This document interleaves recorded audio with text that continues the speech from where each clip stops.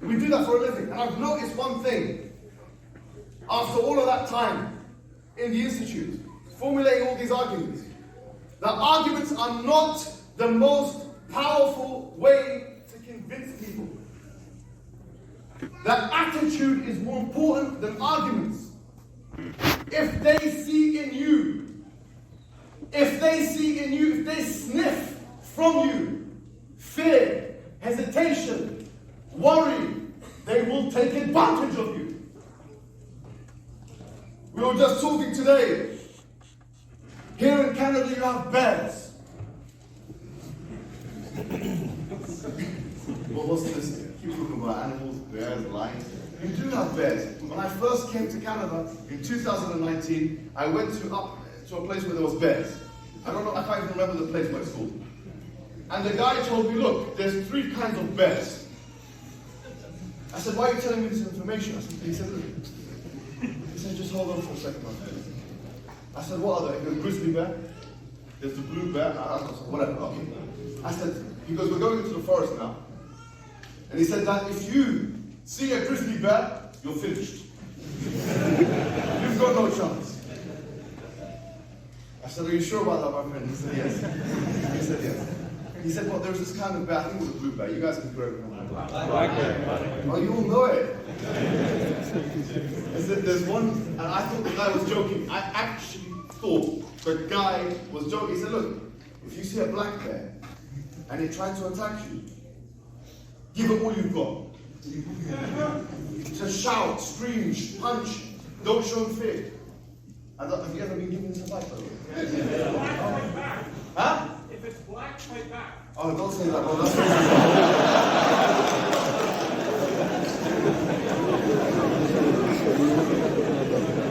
anyway, so if it's a black bear, I know what you're saying, of course. You're talking about the bear, not the... It sounds like something, one of the white apartheid guys in South Africa. Black, white, white. If it's brown, lay down. Is that what they're saying? Black, fight back. If it's brown, lay down. And if it's white, good night.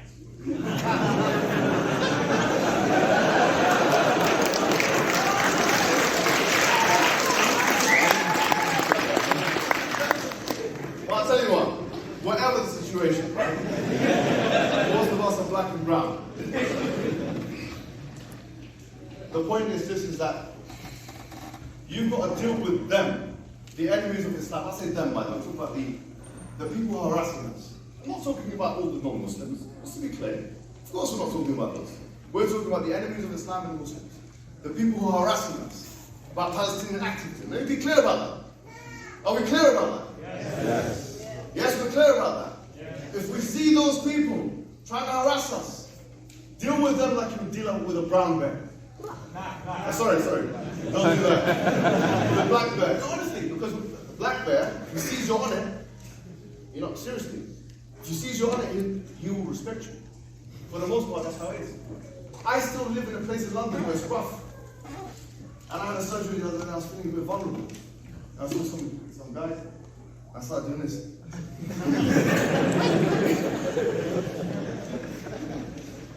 Nobody will lie. I went to South Africa. I went to a certain area in Durban. They said, listen, this area they're gonna do something. So I just walked around like that. So the amount of threat is commensurate with the amount, or the amount of intimidation is commensurate with the amount of threat. The point is, if they are giving you that, you have to give it to them back. Attitude eats arguments for breakfast. It's all about the attitude you have. We are in a very special time in history. In the 1960s, in the West, we had the civil rights movement. We did. And there were different approaches to how to deal with the situation. The most successful approach was rebellion, was resistance. No doubt about it. And if it wasn't like that, if it wasn't resistance, and I'm not talking about physical violence, I know the FBI here, what the Canadian alternative. What are they called? Royal Canadian Mounted Police.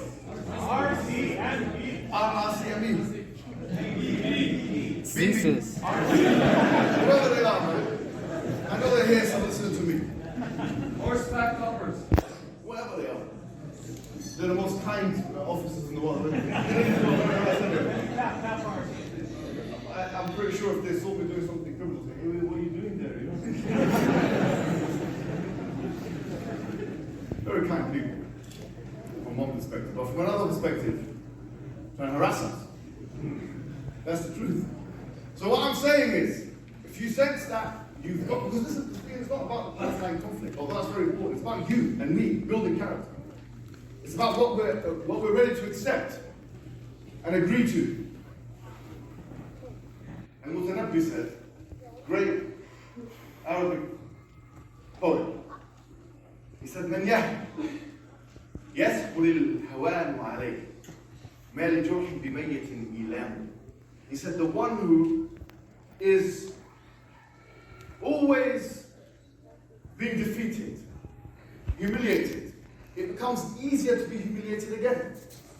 Just like, he said the following, a corpse, a dead person. You know a dead person? When you try, obviously when you translate poetry, look how horrible it is. But if you get a dead person and you're stabbing up a dead person, so the dead person can't feel anything. The point is if humiliation becomes commonplace to you, you will be numbed to humiliation. Humiliation will be easy for you. They'll tell you, don't do it today, don't do this, don't do that, don't do that, even though it's legal, fully illegal. And you'll be scared and you do this and that. And if that's your personality, then you're just like a dead man walking. You're better under the ground than you are over the ground. What kind of life is that anyway? Because every child, every woman, every man that's dying in Gaza, in that area, although their bodies are dead, their spirit is the most alive of all. That they are being provided for by Allah subhanahu wa ta'ala. They have more dignity than we can ever dream of having. But in commemoration, in respect to that dignity, we can't. If a woman, a child, a man is going out and putting themselves in harm's way, protesting in the West Bank, in Gaza, and all these places, being killed, being sniped, being bombed, being harmed. If they are putting themselves in that situation, and they don't mind to do so, and in fact, it actually makes them even more brazen, flagrant, then how can it be that we in the West will be scared, will be whipped into submission, will be subdued, will be subjugated by the dominant population? I don't want to pontificate in a daily way. What I will say here is that we have a moral duty. There's no doubt about it. We have moral duty. And we are living in history. And our great-grandchildren will ask us, they will ask us, what did you do in 2023? What did you do when you had the capability to go online, to make as much noise through this thing called the internet, where for all of humankind, for the majority of the conflict of Israel and Palestine, such a thing didn't exist. We can make a change. We will make a change, because we are the sleeping giant. We are the sleeping giant, and we're starting to wake up.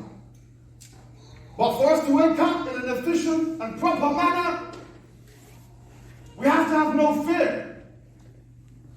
We have to not care too much about the consequences.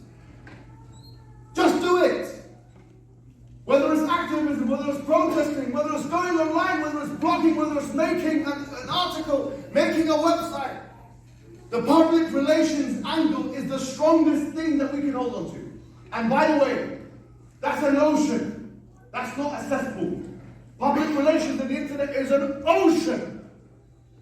What we can do collectively in the West with the English language affecting discourse directly. Did you not see when I went on Piers Morgan's show and all the comments and millions of people, and another person came on afterwards